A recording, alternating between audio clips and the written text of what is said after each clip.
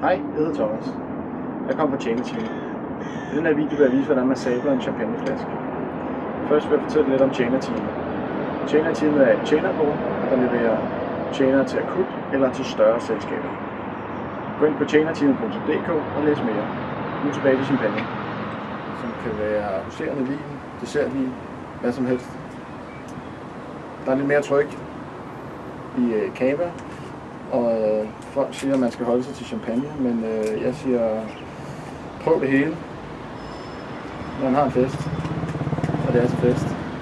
Det er, når man skal imponere gæsterne lidt, så gør man det på en utraditionel måde. Tag foldet af, og sørg for, at flasken er så kold som muligt.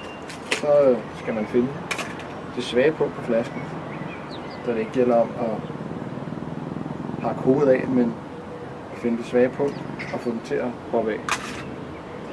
Det vil sige, at du finder samlingen i flasken. Det behøver ikke være foran eller nødvendigvis hver gang, det kan være på siden.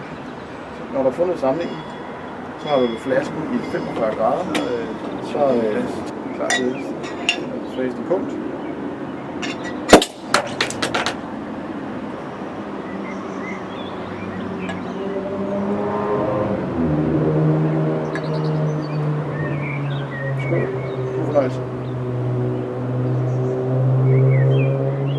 Når du har fundet samlingen, så har du flasken i 45 grader. Så tager du din genstand, som kan være, hvad du har ved hånden. Det kan være et iPhone, eller det kan være et glas, eller en kniv. Når du er 45 grader, så finder du dit punkt. Så lader du bare genstanden arbejde for dig, og så svinger du bare igen.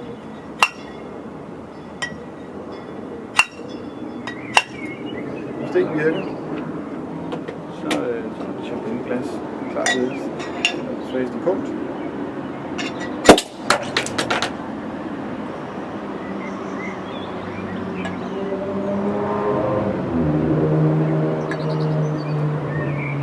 Skål.